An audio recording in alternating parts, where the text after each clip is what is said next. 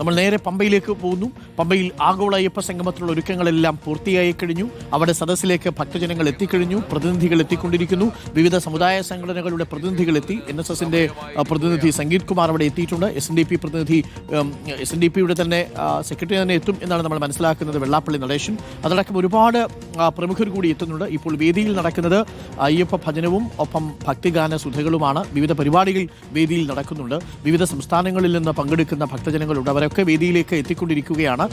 അപ്പോൾ വളരെ വലിയ വിശാലമായ ഒരു വേദിയാണ് അവിടെയുള്ളത്. അവിടെ ഇപ്പോൾ വിവിധ പരിപാടികൾ നടക്കുന്നുണ്ട്. പ്രവീൺ പുരുഷോത്തമനും റഹീസ് റഷീദും TV പ്രസാദും അഖിൽ കെയും തത്സമയം നമുക്കൊപ്പമുണ്ട്. പ്രവീൺ പുരുഷോത്തമൻ ഇപ്പോൾ പ്രധാന വേദിയിൽ തന്നെയാണ് ഉള്ളത്. അവിടെ ഇപ്പോൾ സോപാന സംഗീതമാണ് നടക്കുന്നത്. PS പ്രശാന്ത് ഉണ്ട്. അപ്പോൾ കാര്യങ്ങളൊക്കെ അവസാന ഘട്ടത്തിലേക്ക് എത്തിയിരിക്കുന്നു. ഇപ്പോൾ എനിക്കൊന്ന് സോപാന സംഗീതമാണ് ഇപ്പോൾ കേൾക്കുന്നത്. കൃത്യസമയത്ത് തന്നെ ഉദ്ഘാടനം നടക്കുമോ പ്രവീൺ?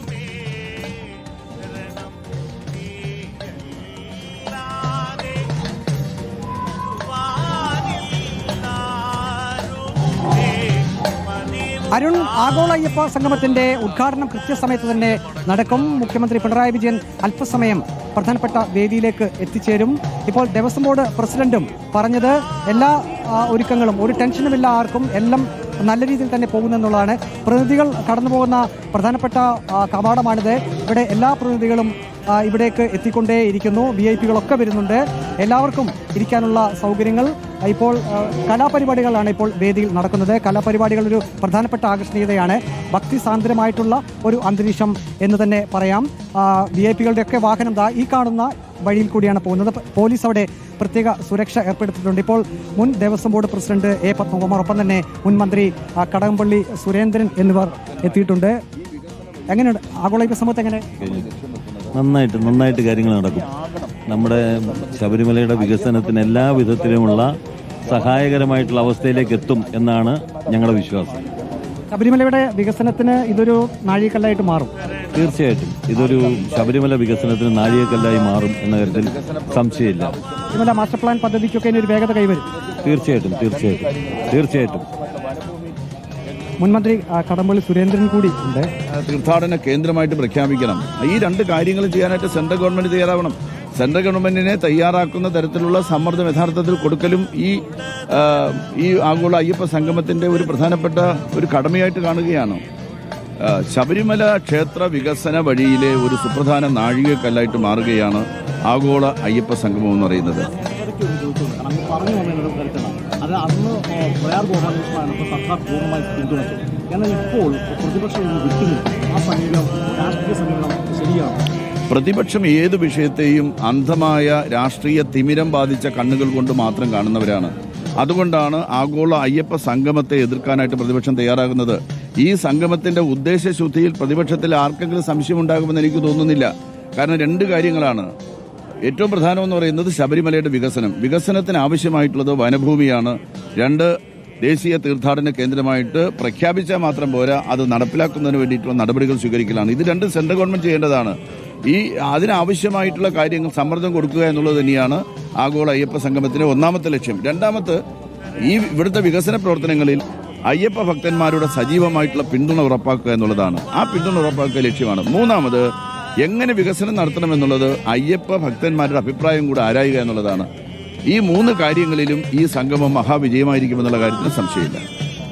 അരുൺ, ശബരിമലയുടെ വികസനം, അത് ശബരിമല മാസ്റ്റർ പ്ലാൻ പദ്ധതി ഉൾപ്പെടെയുള്ള കാര്യങ്ങൾ, അത് എങ്ങനെ പ്രായോഗികമായി നടപ്പിലാക്കാൻ കഴിയും? അങ്ങനെയുള്ള പ്രധാനപ്പെട്ട ചർച്ചകൾ ഈ ആഗോള അയ്യപ്പ സംഗമത്തിൽ നടക്കുന്നു എന്നുള്ളതാണ് ഏറ്റവും പ്രധാനപ്പെട്ട ഒരു കാര്യം. മുഖ്യമന്ത്രി ആഗോള അയ്യപ്പ സംഗമത്തിന്റെ വേദിയിലേക്ക് വരുന്നതിന്റെ ദൃശ്യങ്ങളാണ് പ്രേക്ഷകർ ഇപ്പോൾ കാണുന്നത് എന്ന് തോന്നുന്നു. തമിഴ്നാട് മന്ത്രിമാരടക്കം ഈ പരിപാടിയിൽ പങ്കെടുക്കുന്നുണ്ട്. ഇപ്പോൾ പൈലറ്റ് വാഹനമാണ് എന്ന് തോന്നുന്നു. 9:30 തന്നെ ഉദ്ഘാടന ചടങ്ങ് കൃത്യസമയത്ത് തന്നെ മുഖ്യമന്ത്രി എത്തി. ഇന്നലെ തന്നെ മുഖ്യമന്ത്രി പമ്പയിൽ എത്തിയിരുന്നു. മുഖ്യമന്ത്രി ആഗോള അയ്യപ്പ സംഗമത്തിൽ പങ്കെടുക്കാനായി പ്രധാന വേദിയിലേക്ക് വരുന്നതിന്റെ ദൃശ്യങ്ങളാണ് പ്രേക്ഷകർ ഇപ്പോൾ കണ്ടുകൊണ്ടിരിക്കുന്നത്. മുഖ്യമന്ത്രി 9:30 ഉദ്ഘാടന ചടങ്ങുകൾക്ക് തുടക്കമാകും. മുഖ്യമന്ത്രിയാണ് ഉദ്ഘാടനം ചെയ്യുക. അതിനുശേഷം പ്രധാന വേദിയിൽ മാസ്റ്റർ പ്ലാനുമായി ബന്ധപ്പെട്ട ചർച്ചയായിരിക്കും നടക്കുക. രണ്ടാമത്തെ വേദിയിൽ ആഗോള തീർത്ഥാടക കേന്ദ്രമായിട്ട് ഒരു പിൽഗ്രിം ടൂറിസം സെന്ററായിട്ട് ശബരിമലയെ വികസിപ്പിക്കുന്നതടക്കമുള്ള വിഷയങ്ങൾ ചർച്ചയാകും. മൂന്നാമത്തെ സെന്ററിൽ ക്രൗഡ് മാനേജ്മെന്റ് ആയിരിക്കും പ്രധാനപ്പെട്ട ചർച്ചയാവുക. മുഖ്യമന്ത്രി ഇപ്പോൾ ആഗോള അയ്യപ്പ സംഗമത്തിൽ പങ്കെടുക്കാൻ വേണ്ടി വേദിയിലേക്ക് എത്തുന്നതിന്റെ ദൃശ്യങ്ങളാണ് പ്രേക്ഷകർ ഇപ്പോൾ കാണുന്നത്. എല്ലാ ക്രമീകരണങ്ങളും പൂർത്തിയായി കഴിഞ്ഞിരിക്കുന്നു. മുഖ്യമന്ത്രി എന്താണ് വേദിയിൽ പറയുക, പ്രതിപക്ഷം വിട്ടുനിൽക്കുന്നതിനെ കുറിച്ച് മുഖ്യമന്ത്രി എന്തെങ്കിലും രാഷ്ട്രീയ പരാമർശം നടത്താനുള്ള സാധ്യതയുണ്ടോ തുടങ്ങിയ കാര്യങ്ങളൊക്കെ നമുക്ക് പരിശോധിക്കാം. ഇപ്പോൾ നേരത്തെ NSSന്റെ പ്രതിനിധി സംഗീത് കുമാർ അവിടെ എത്തിയിട്ടുണ്ട്. SNDP യോഗം ജനറൽ സെക്രട്ടറി വെള്ളാപ്പള്ളി നടേശനും പ്രധാന വേദിയിലേക്ക് അല്പസമയത്തിനുള്ളിൽ എത്തും. അങ്ങനെ എല്ലാ ക്ഷണിക്കപ്പെട്ട അതിഥികളും വേദിയിലേക്ക് എത്തുന്നുണ്ട്. മറ്റു സംസ്ഥാനങ്ങളിൽ നിന്നുള്ള മന്ത്രിമാരെ ക്ഷണിച്ചിരുന്നെങ്കിലും തമിഴ്നാട്ടിൽ നിന്നുള്ള 2 മന്ത്രിമാരാണ് ഈ ചടങ്ങിൽ പങ്കെടുക്കുന്ന മറ്റു 2 പ്രധാനപ്പെട്ട മന്ത്രിമാർ. അവരും ഇപ്പോൾ ഈ വേദിയുടെ ഉൾവശം പ്രേക്ഷകർക്ക് കാണാം. ഏകദേശം എല്ലാ സീറ്റുകളും നിറഞ്ഞുകൊണ്ടിരിക്കുന്ന ദൃശ്യങ്ങളാണ്. ഇനി പുറത്തു നിൽക്കുന്നവർ കൂടി ഉള്ളിലേക്ക് കയറിയാൽ ബാക്കിയുള്ള സീറ്റുകൾ കൂടി നിറയും.